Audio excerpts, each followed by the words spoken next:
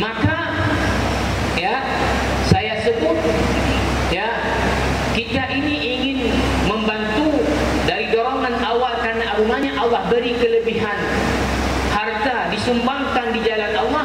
Kita punya ilmu dan pengalaman, kita juga ikut menyumbang di jalan Allah Subhanahu wa taala. Maka oleh karena itu Bapak Ibu ya, di kantin kita, di koperasi kita ditulis, Anda berbelanja berarti Anda beramal.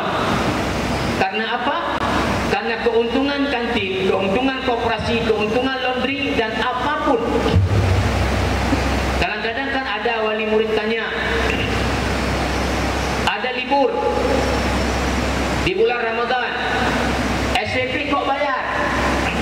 Sedangkan ngajar tidak, uang dibawa ke mana?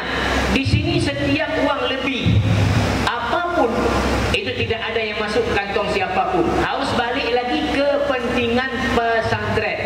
Keuntungan kantin, keuntungan laundry, koperasi, semuanya balik ke pesantren. Tidak juga kepada yang kelola, tidak.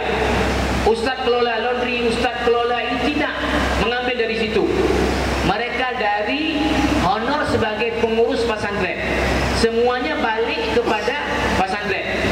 Dan banyak sudah pesantren ini fasilitasnya kita bangun dari berbagai keuntungan-keuntungan yang ada. Bahkan ke depan pesantren ini membutuhkan perbaikan banyak sekali. Gedung-gedung yang sudah memang 20 tahun dibangun dulu Abu Manya Imam Al-Qadar, ini semua perlu kita tingkatkan menjadi lantai 2. Ini butuh anggaran besar dan itu diantaranya dari berbagai keuntungan-keuntungan. Jadi Bapak Ibu tidak perlu khawatir kalau belanja di sini akan masuk ke saya, ke siapapun, itu tidak akan. Ya. Jadi inilah gambaran ya tentang bagaimana latar belakang kerjasama kami dulu dengan Abu Manya. Maka sejak itulah, setelah kesepakatan dengan Abu dan sudah clear, kita mulai 2001 Juli dengan beberapa teman, Ustaz Syarifuddin dengan saya sebagai pimpinan. Yang dari awal ada Ustaz Ikram, Ustaz Awaluddin, Ustaz Fadil Ahmadi, ya. Kemudian beberapa lain tidak ada lagi di sini.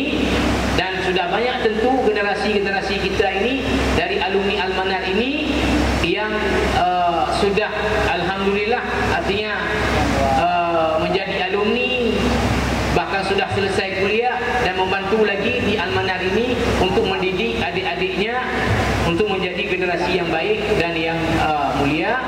Itu saja mungkin dari saya tentang bagaimana awal mulanya kerjasama kita dengan yayasan dan bagaimana keberadaan Al-Manar ini. Dan insya Allah nanti detail untuk teknisnya akan disampaikan oleh masing-masing bahagian.